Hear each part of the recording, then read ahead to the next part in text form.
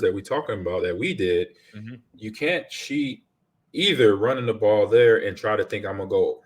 Every now and then, once we got good at running stutter and power, I could cut backside A gap.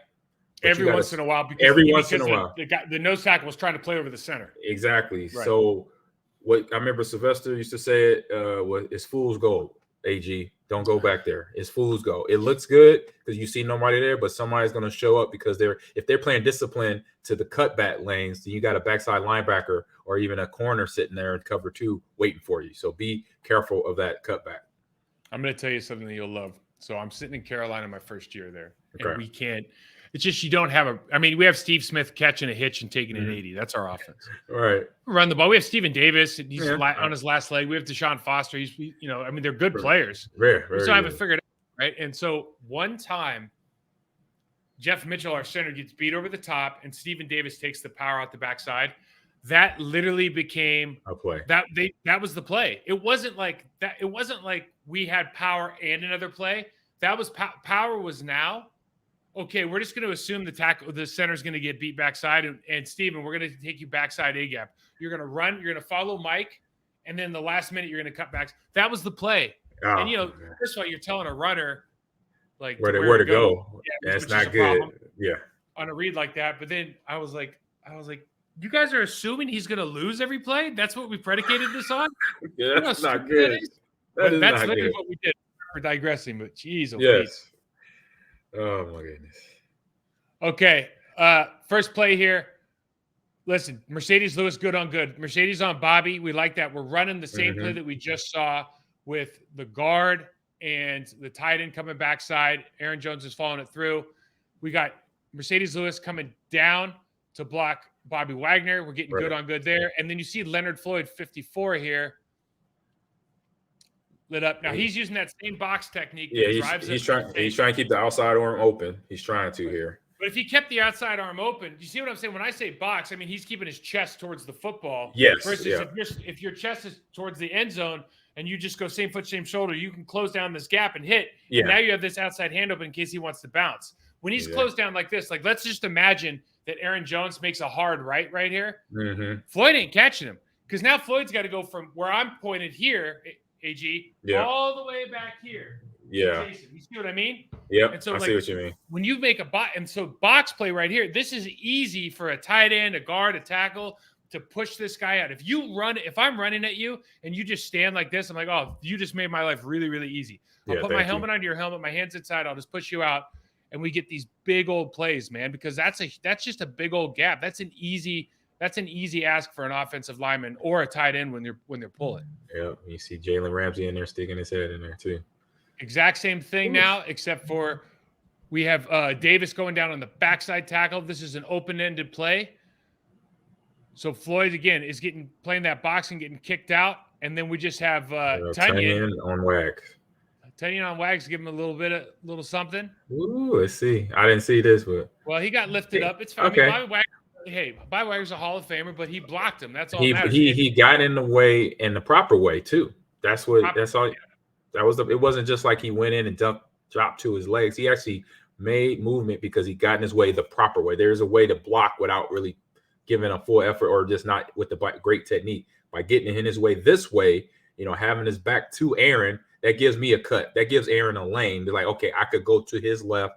I got to keep it skinny because I see Christian Watson blocking the guy too, but I got to go skinny right up that gap, which he does. He hits it fast and low. So good job there by Tunyon. And I say good job by Aaron Jones seeing the crease. It's too bad we can't see the end zone copy because you could just see where Tunyon, Davis, and I think this is Watson, their blocks. There must just be this wide open lane there. You know what I mean? I bet you could drive a bus through that damn lane. It looks great from this angle. Exactly. Just enough space. And when you have a good running back like Aaron Jones, that's all you need. Just give him a little bit of space. That's it. Okay, this is something for fans. I don't know if you're interested in this or not, man, but I just like this is kind of stuff. I am. They always talk to you about, okay, if you've got two guys clumped together in a like a 2x2, if you are playing DBs, if you are playing foot to foot, even with each other, they're gonna probably do some sort of switch release. And when you do that, you could just see watch 24 here on the inside. They're going to switch release, but because you guys are on the same level, we talked about this with with the Packers weeks ago, That's where not good. if you're on different levels, it's easy to adjust. If you're like this, you have no idea what's going on. And watch 24 here. This is against Cobb on the outside. He immediately steps in. Cobb has leverage now. Game's over. Yep. Right. It was just that's how subtle it is when you when you're playing in the National Football League. You take those steps inside. Yeah. When you take those steps inside because of the switch and you're playing on the same level, so you don't know what your guy's doing, you got automatic problems. Easy pitch and catch for guys who've been playing together for 10 years. Mm-hmm. You know, that's good football, man. Yeah, take advantage of that. Yeah. Now, this is one of those plays I believe was a penalty, but you see Tom on engagement here, and then EJ actually has a hard time with 92. You see Tom on engagement is just up a little high, and this is what we talk about. With Zach Tom's got a lot of good qualities.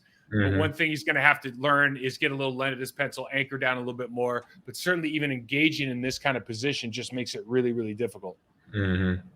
And I know last night – easy going backpedaling is a tough way to try to get that a blocking position. And I say blocking dominance when you're going backwards too fast. And this is one I think we gave up 3 sacks, but this would have been the 4th, but I think there was a penalty against it. Leonard Floyd, it was crazy last night. I don't think I put Leonard Floyd on here against Josh. He honestly doesn't win very often since Aaron Donald's been out. Like when I have to scout him for other guys in the league, I just set square, sit on it. Like there's not a lot of stuff he can do. He's really not that big. He doesn't have a lot of lead in his pencil. He's a quick rusher if he gets on your edge. I was actually really surprised, given how well Josh has played against some other players, that he struggled like he did last night against Leonard Floyd. But it's literally all about if you don't set right, if you set out too much, it's just it's hard to win in this league. Yeah. And that's against average talent, so you gotta make sure you're on your game. This is what you got to love about this is what we talk about Jalen Ramsey, man. And I know this is a Packers podcast, but you got to appreciate this guy, dude. Like, oh yeah, when they play, I watch him because I like the effort out of him. He's gonna be a pro. Look at this. That's 250 on 185 or 190. Right. Stands him up. Man. Brings the hip slow. I mean, and it was he lost I would be just like that after that play. Because when he made contact, if you watch, from the time he hit him, he didn't go backwards. He didn't go backwards. He did not go backwards. He stood his ground, and then here come his teammates. Here comes it's body mechanics. Yep. Everyone thinks it's like, oh, wait. No, it's body mechanics. At some point, it's going to be size. Yeah. But when your body mechanics right, if I strike same foot, same shoulder, and I have that I have that line through the ground into that shoulder. Yeah, he's going everything. It is tough to move a guy out of his spot. And that's a great tackle. And this is where people ask you the question, because I've been asked when I hit a D lineman one time, how much you weigh? I was like, I weigh 225 or 220. He said, man, no, you felt like you weigh 250 or 260. I'm like, well, I was in a position to see you coming. I got ready to hit you. So how much power can you generate in that moment, right? That's 6-inch punch. 6-inch punch, baby. So this is the other thing we talked about in the preview last week was, hey man, let's run on Troy Hill. Right. Let's put him in a position where he has to make a play. I think this is Tunyon on the first down play. Yeah. We'll play for the first down. Excuse me. Yeah, we go out, and it's like those little things like that. Those add up, man. First down, he could have caught him behind the line of scrimmage. Adrian Amos had the exact same play. Yeah. Right. Shot through, made the tackle, and they go back 3 yards. We get a first down. I think I got one more here. Yeah, on the swing here with Aaron Jones. And you see here, man, like these aren't easy plays, right? No. You see the end of this, bro. Like, did he even make a play on the ball there? He got, I think he touched Aaron on his knee. Yeah. Because he broke down and he's already over his heels or over his toes. So he's out of position there. And he gets kind of roughed or muddled up in Christian's block. Instead of staying back and staying square and moving his feet, he gets caught up in Christian's block, and this is where he's at a disadvantage with Aaron Jones going full speed. You're not going to slow that down. Even though he's not a big back, you're not going to slow him down.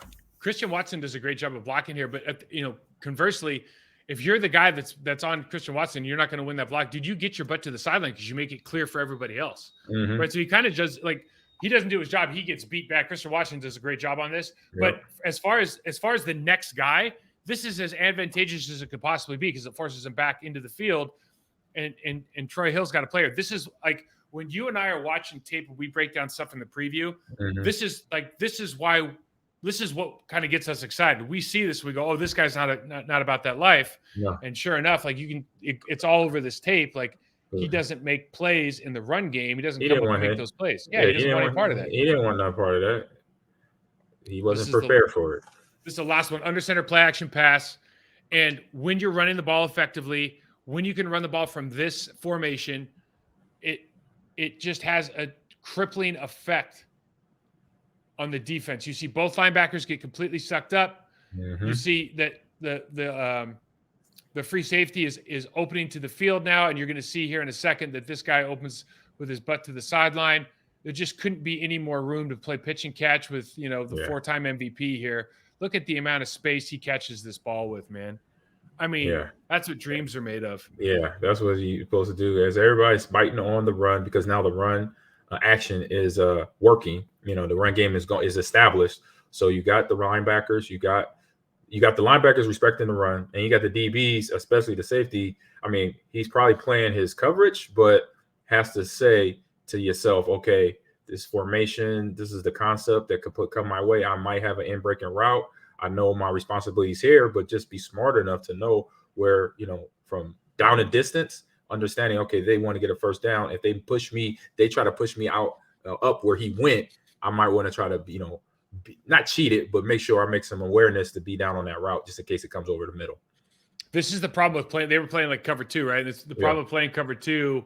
Because he had to get back to that second half. Yeah, if your linebackers get sucked up, man, there's just literally nobody in the middle. Because what happens in cover 2, generally speaking, is one of the linebackers has to take the middle quarter of the field. And that's when you look back. That's where Derrick Brooks made it famous, because he could take the deep. So you had the two linebackers, but he was the one linebacker that basically took the middle, almost like another inverted cover 3.